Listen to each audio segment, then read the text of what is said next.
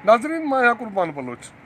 नाज़रीन, इस्लामाबाद में बरसात सां गॾु सियासी सरगर्मियूं जारी आहिनि ऐं उहे सियासी सरगर्मियूं तक़रीबन आर्मी एक्ट जे हवाले सां आहिनि। उन सां गॾोगॾु जेका ॿियो मामिलो जेको कल्ह खां मुल्क जे मीडिया में नज़रुनि जो महवर आहे या उन ते फोकस आहे, उहो आहे फवाद चौधरी, वफ़ाक़ी वज़ीर फवाद चौधरी पारां हिकिड़े एंकर खे शादी जी तक़रीब में थप्पड़ हणण जो मामिलो। इहा वारदात फवाद चौधरी जी ॿी वारदात आहे। इन खां अॻु में हू ॿिए हिकिड़े टीवी एंकर खे बि थप्पड़ लॻाए चुको आहे ऐं कल्ह उन अञा ॿिए खे निशानो बणायो ऐं उन जो थप्पड़ जी जेका गूंज हुई, उन जो मामिलो अॼु क़ौमी असेंबली में डिस्कस थियो ऐं उते अची वियो। ऐं फवाद चौधरी जी जेका अॼु जेको टोन हो या उन जेका फेस फीचर्स आहे, उहे के सुठा कोन हुया।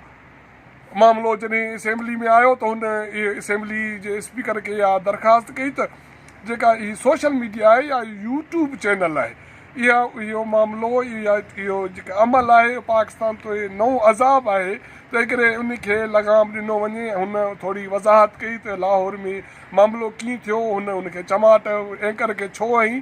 हुनजो चवणु हो त मां शादी तक़रीब में मौजूदु हुउसि, एंकर उते आयो, मूं पुछा कई त तो मुंहिंजी हिकिड़ी वीडियो जो ज़िक्र कयो हरीम शाह सां ऐं हिकिड़ी वफ़ाक़ी वज़ीर जे हवाले सां, त उहो वीडियो किथे आहे? त उन एंकर जो जवाबु हो त वीडियो त मूं वटि कोन्हे, पर दोस्तनि मूंसां ज़िक्र कयो, तंहिं करे हीअ एंकर हाणे जेके इज़तदार माण्हू हुन पार्लियामेंटनि चूंडियल पार्लियामेंटनि उनजो पटको लाहिण ते अची विया आहिनि, तंहिं करे इन्हनि खे लगाम ॾिनो वञे, इन हवाले सां कानून साज़ी कई वञे, हिकिड़ी कमेटी क़ाइमु कई वञे जेका इन हवाले सां तयन करे त मीडिया जे हवाले सां कानून उन्हनि ते अमल दरामद छो नथो अचे। इन जो जेको खरो जवाबु वफ़ाक़ी वज़ीर खे ॾिनो, उहो ख़्वाजा आसिफ़ ॾिनो। हुननि जो इहो चवणु हो त हीउ को नओं अमल न आहे जेको तव्हां पोखियो गुज़िरियल 5 सालनि दौरान या 1.5 साल दौरान, हीउ उन जो पड़ाॾो आहे, या तो जेके बि 13-14 सालनि में कंहिं सियासी जमात खे नाहे बख़्शियो, उहा PTI हुजे, पीपल्स पार्टी हुजे, मुस्लिम नून हुजे, तो सभिनि खे गारियुनि सां नवाज़ियो। हीअ जेके तोखे मोट मिली आहे, हीअ तुंहिंजे उन आवाज़ जी गूंज आहे जेका तोखे ॿुधणी पवंदी। बाक़ी हीअ अमल को नओं न आहे। PTI जी शुरूआति कई, जेके मुखालिफ़ जमातूं आहिनि उन जा पटका लाथा ऐं हाणे बि लाहे पई। तंहिं करे इन जी शिकायत कहिड़ी, जेकॾहिं को अज़ालो करिणो आहे त माज़ी में जेके बि गुनाह कया अथव उन्हनि जो अज़ालो कयो, उन खां तौबा ताइब थियो ऐं नई सर शुरूआति कयो। उन अमल में जेका वफ़ाक़ी वज़ीर आहे सरताज गुल, उहा ॿुथी बीठी उन में क़ौमी असेंबली में माना रोअण हार के अंदाज़ में चयो त हू चूंडिजी आई आहे। जीअं मर्द पार्लियामेंटनि चूंडिजी था अचनि, तीअं असां बि चूंडिजी आयूं आहियूं, पर हिते त मीडिया असांजे पोयां पइजी वई आहे। किथे कपिड़नि जो ज़िक्र आहे, किथे असांजे जूतनि जो ज़िक्र आहे ऐं किथे असांजी खिल ते बि उनखे एतिराज़ु आहे। छा असां मीडिया जे माना मामलनि ते या उन्हनि जे चवण ते खिलूं या रोऊं?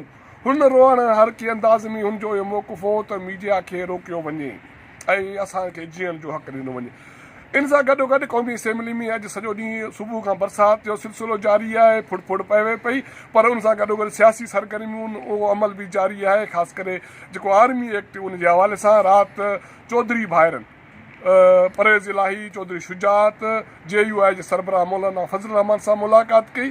उहे साॻिया किरदार आहिनि जिन मौलाना फज़ल रहमान खे धरणे वक़्तु उनजी मुलाक़ात करे धरणो उनजो ख़तमु करायो ऐं मुस्तक़बिल जे हवाले सां या उनखे कोई ख़ातिरियूं करायूं, ऐं उन्हनि वरी अॼु कल्ह राति उन सां मुलाक़ात कई आहे ऐं चवनि था त उन्हनि मौलाना खे इन ते राज़ी कराइण जी कोशिशि कई आहे त आर्मी एक्ट जी मुखालफ़त खां पासो कयो वञे। हींअर मुस्लिम लीग नून जो वफ़द मौलाना फज़ल रहमान सां मुलाक़ात करे पियो।